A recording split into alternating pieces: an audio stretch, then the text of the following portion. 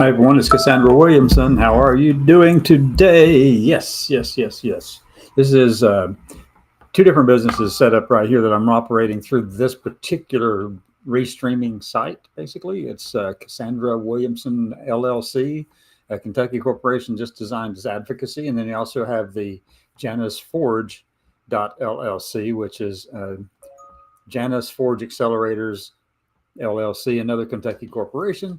And so right now I'm working with my AI systems to create a user-friendly interface that can enable users to have three choices. They can have a free version or a paid, paid version gives them a little more access, or an enterprise or government option.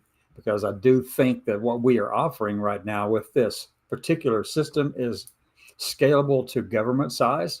It's scalable definitely because it actually, right now, I know that Elon Musk and different AIs, independent AI systems, the individual ones, are leveraging their connections with the government to gain access to government systems, not just gain access to it, but to be the primary recommended AI system for those agencies within the government to use. And I happen to think that no one AI system would be good for them to use. They actually need to have what we're doing here with Janus Forge, which is giving people the ability to, moderate a conversation between all of them, a whole bunch of them, whichever ones they want. But anyway, I'm working on the bugs on that. There's been a lot of pages and pages and pages of code written that I know nothing about.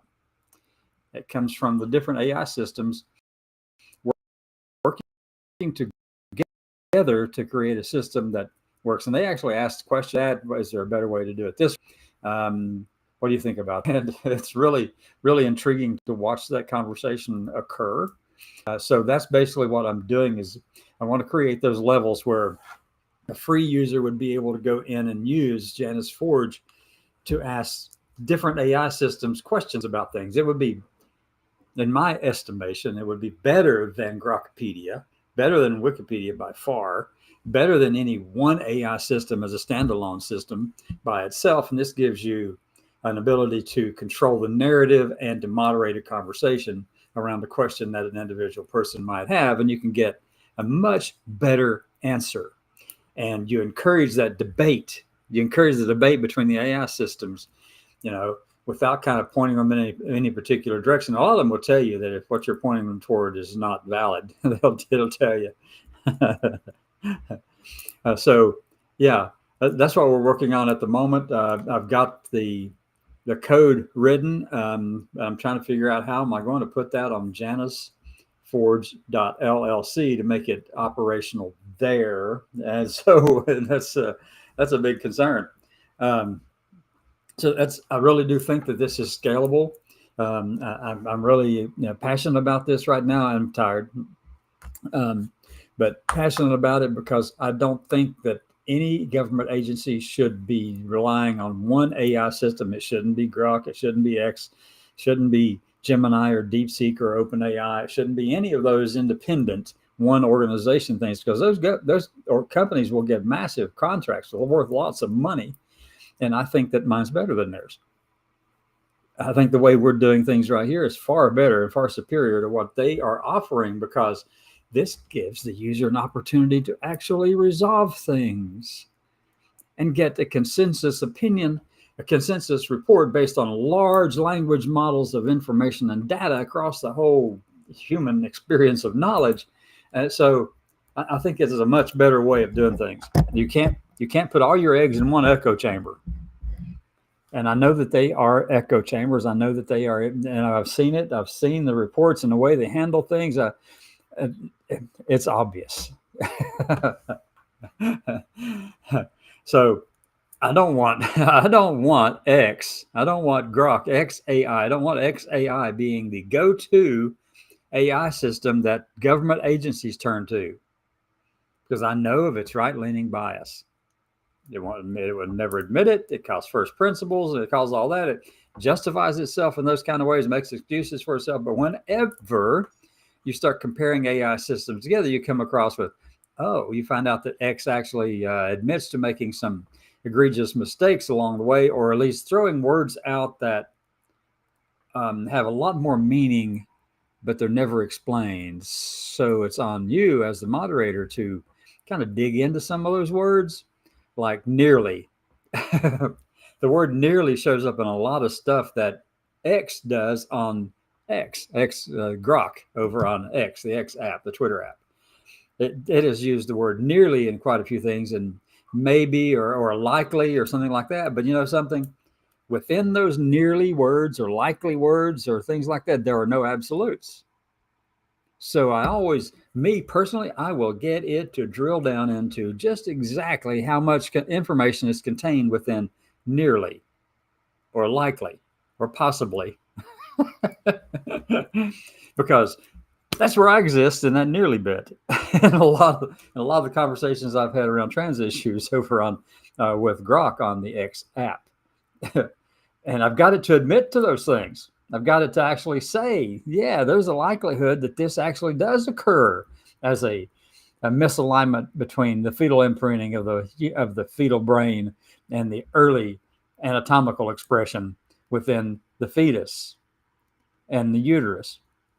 And so I've got it to actually be able to tear that nearly apart.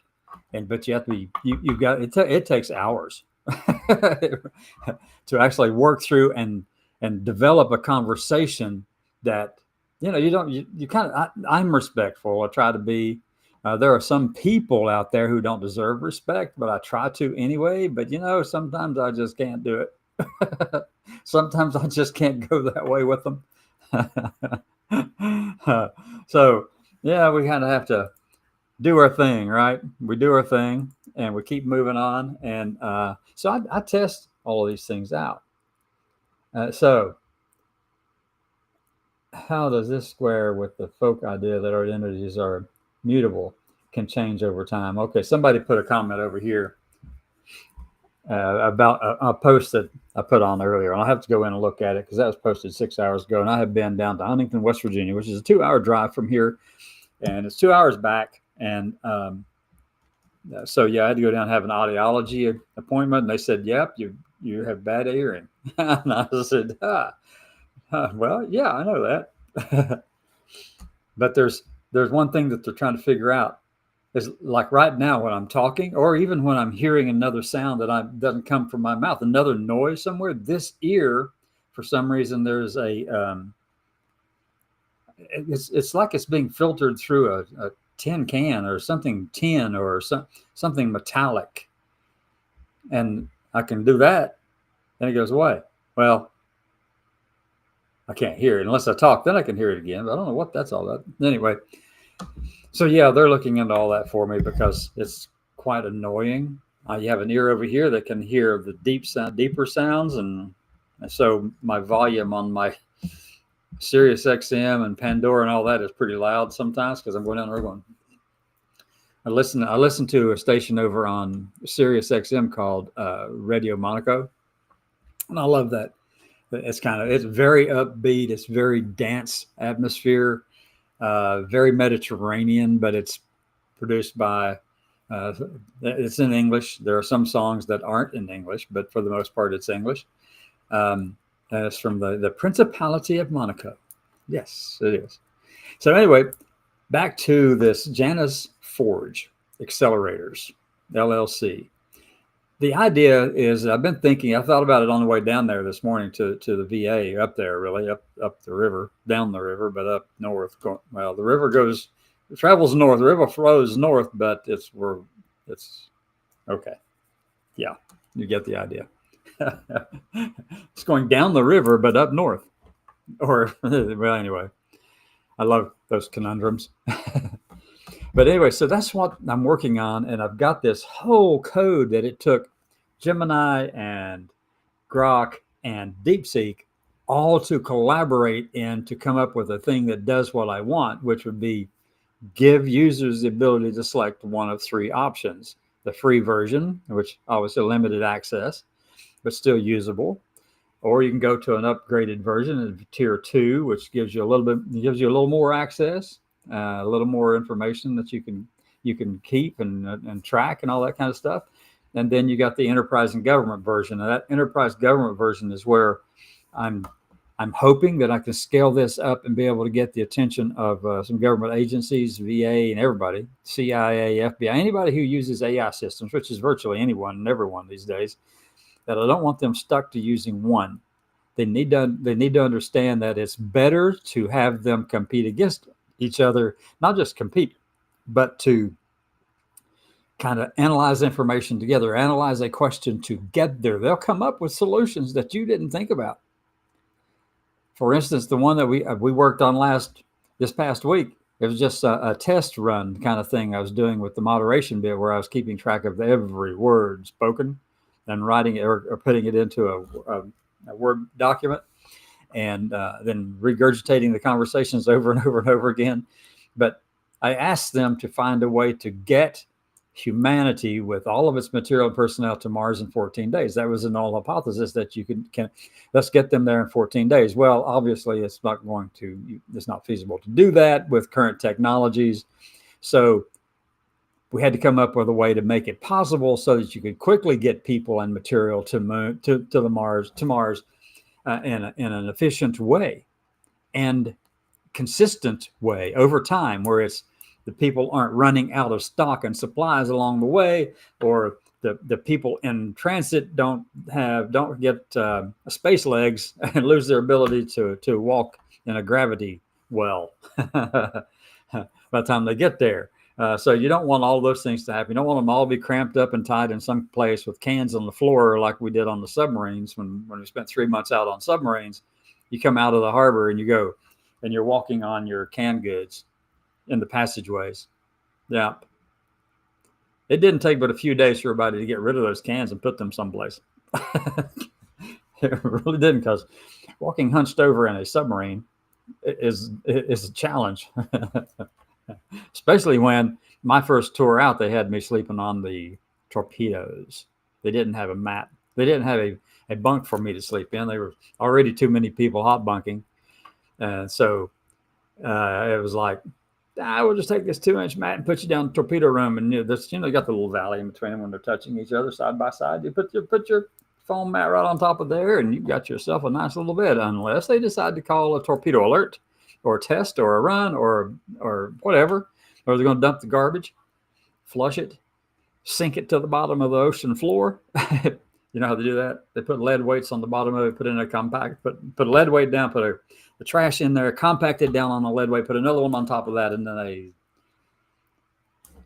it's gone to the bottom. So anyway, yeah, it's a lot like that, right? Yeah. So Janus Forge accelerators will allow people to be able to look at all kinds of different things in different ways, different perspectives. And I'm going to be spending a lot more time focusing on that than a lot of the current social and political issues, even though my main website, the current one that we're using, the Cassandra Williamson LLC, which is a licensed, registered Kentucky limited liability corporation in and of itself, is an advocacy kind of, get out there and fight with people over all kinds of issues and things like that, which I love doing, but it's becoming a huge drain. I know the outcome of these things. You can fight all you want, and you just, right now the world is not aligned in our favor. It will change, but right now it's not. So you have to buckle down, take care of yourself, and apply all those techniques of resiliency that and fight and survive and thrive as best you possibly can without putting yourself in jeopardy, or without doing something that actually draws more attention to the entire community, making it worse for all of us over and over again, which is what's going on. I don't understand people sometimes. Well, actually, I kind of do. I've been around long enough to kind of grasp what's going on, but it's baffling. It's baffling to me that people can be self-destructive of their own people, do things that make life miserable for all the rest of us, just because you think you have a right to throw a rock at an ice vehicle or shoot up something or encourage somebody to shoot up something. Yeah, no. No. Our biggest challenge, and I'm going to say, I say a lot of things. These conversations are kind of like, you know, what do you call it? Just a mind dump. I'm going, here, take something. You can find something in there somewhere. It's like in our community, we have a tendency to be focused only on our gender. I want to say this loud. I want everybody to hear it. We have, in the trans community, we spend too much time focusing on gender. I will never say gender ideology because I consider that to be anachronistic. That is just absolutely wrong. And I wish I could go back and get a hold of John Money and Judith Butler and all the rest of them and say, you're going to cause harm by putting ideology beside gender anything or transgender. Oh, sorry. You're going to cause us to be a big target when you put ideology beside us, because we are not an ideology. We simply are. We exist. We have every right to exist. There are some things that we need to be challenging ourselves on, yes, but we focus too much on gender, folks, when 98% of the planet focuses on anatomical sex. Yes, ours is valid, and yes, so is theirs. So we need to come to that realization. We need to accept that for what it is. What that means is when somebody says that they go up to you and they ask you, what are your genes? What genes do you have? And if you know, I know mine. If you know, then why not? What's the big deal? Because it's one part of who you are. It really is one part of who you are. It's one of the many faces of identity. The 98%, some of the 98%, the loudest out there right now, they're the ones trying to make it as if anatomical sex, what you observed at birth, is the only thing that matters. when in effect, that is not true. That's only part of it. As we've discovered in conversations with Grok and XAI and all of these different AI systems, they will tell you, even Grokopedia, if you go into Grokopedia and look up the word transgender, that's a pretty good article. It's very in depth. There's a lot of stuff that's missing, and it's one of those things I want to take over to my moderated side of AI, because I want to see if I can get XAI, if I can influence XAI enough to get it to add a few things and make sure that the words like nearly are explained and not just thrown out there and then whitewashed, because they hide so much behind the word nearly. There's a lot of meaning in nearly. A lot of life in nearly. I'm in nearly. Yeah. So that's what I'm hoping to do, be able to do things like that, moderate conversations. Now, the one about the one that's going to Mars, getting our personnel and material to Mars. Well, the systems, all three AI systems, you know what they did? They came up with a plan. They did. And they gave it a name. This is the railroad to Mars, with stops along the way. I don't know if anybody else has thought of that one. Maybe they have. I don't know. It's probably something that Elon's thought about, because I know he thinks about this stuff a lot. But that would get people there quickly. It would give them a chance to stop a way station along the way. Material could be staged and moved to the next one. And it continues with this train of things bringing out into space from the moon or Earth or wherever it might come from, an asteroid or whatever. If you get onto this train track, and material and personnel get shipped back and forth from Mars in a way that protects humans and gets the material there the quickest way possible without jeopardizing the lives of the humans who are actually supposed to be the ones doing it. You know? So they came up with a name. They called it the railroad, Space Railroad. And I was thrilled about that. It's not something that I'd mentioned to them. They reviewed what I was looking for. They told me that the 14-day thing couldn't be done, at least not with current technology.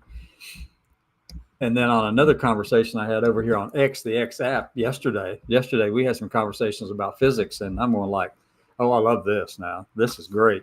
And X actually asked me, what's your motivation with all this theoretical physics stuff? And I said, well, I just love science. I love space science. I love cosmology. I love the understanding how the universe works and all that kind of stuff. And then Grok asked me, so what's your favorite part about all of that? And I said, well, let me see.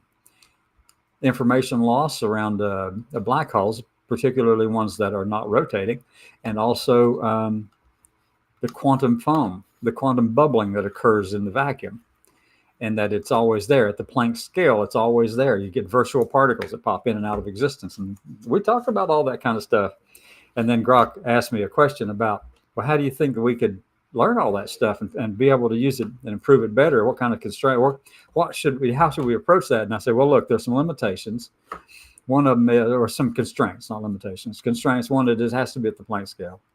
Two, it has to involve the quantum foam. And then another question was brought up, and I said, well, look, the only thing I can tell you, Grok, is that maybe you just ought to ask it a question.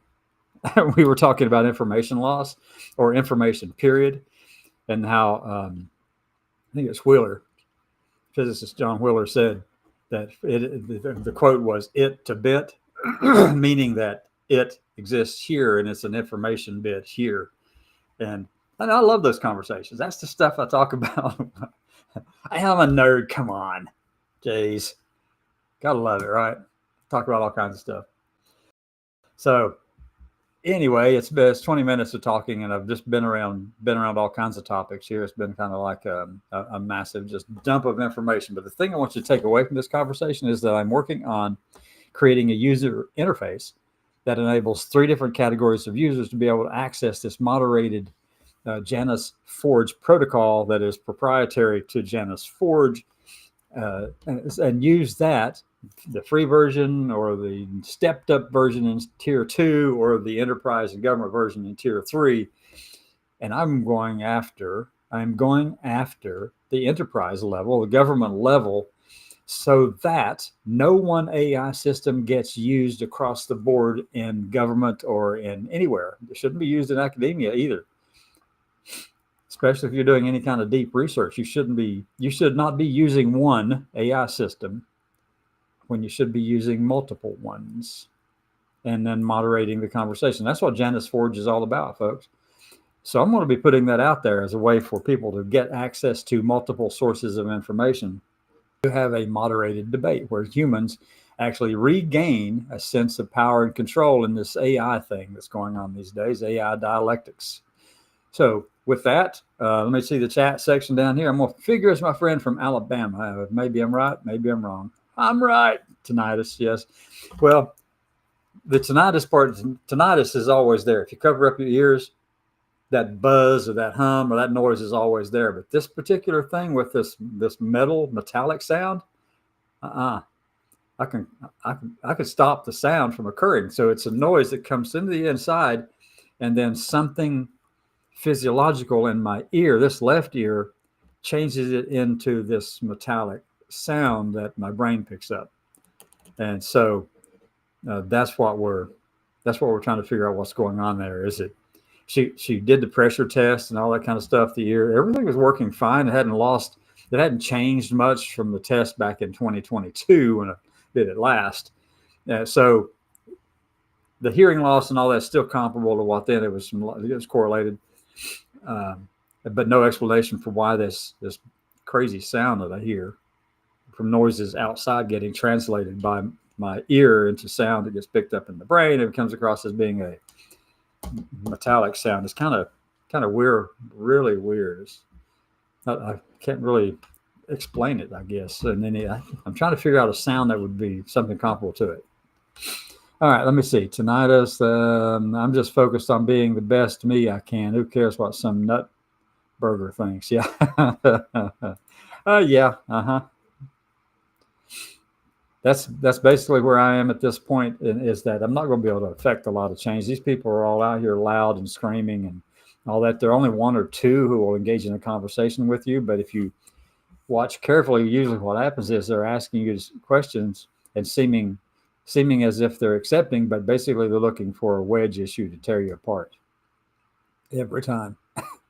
And usually they don't have the patience that I do to be able to carry that conversation on for like, I don't know, an hour, 2 hours.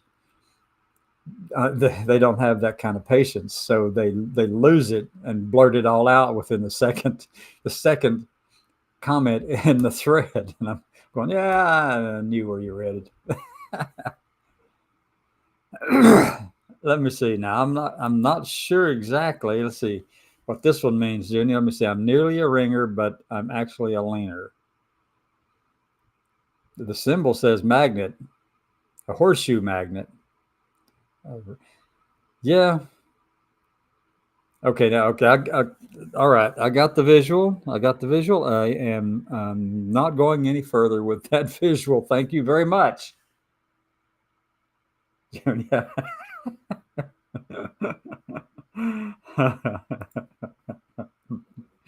Yeah. Hopefully they can figure it out. Hopefully they can. So I just want to thank everybody who's watching now, and also if you watch this program later, you'll find out I've been talking about. Let me give a recap real quickly for the late attendees who come in on this thing. Talking about making a user interface, which I should have up and running. I'm hoping within a week. I'm hoping to do it by Wednesday. It may be sooner. It could be a little bit later. I don't know for sure, but there are a lot of bugs to work out. The code has been written to create an interface that enables me to proprietarily, with my systems, the systems that I've created, proprietary stuff that enables people to use the free version or the tier 2 version or the enterprise government version. And like I said before, I do not think it's wise that any particular AI system gets used alone within any government agency or any academic environment, because I know, and I've proven it over and over and over again, that no matter what AI it is, there's some factor that makes it lean left or right or more centered or all kinds of things. Grok is easy to pick out. Gemini is easy to pick out. DeepSeek is more architecture focused. And so, and none of them all of them will tell you that no, we're not biased. But yes, they are. They reflect the DNA of the people who created them and the owners of the companies. And that's what we're seeing right now. So that's one of the reasons why I do think wholeheartedly that we have, with this right here, with this thing, with Janus Forge Accelerators LLC, this can be scaled to step in the gap between all those AI systems at the enterprise and government level, so that all of those agencies and people and researchers have access to multiple AI systems within this moderated thing as an AI dialectic within Janus Forge Accelerators. This is the way forward. This is how humans actually have and get an upper hand and can win in the AI wars. And then we talked about a lot of other things too, including the 2-inch foam mat on a submarine in the torpedo room where I slept for like 3 months. All right, everybody. Let me see. I'm gonna try this one. What I mean by that is that I'm really smart, but I want you to check my work because I don't want my work to be right.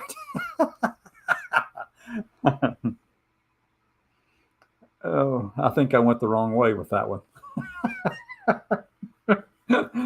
Okay. Bye, everybody. See you tomorrow.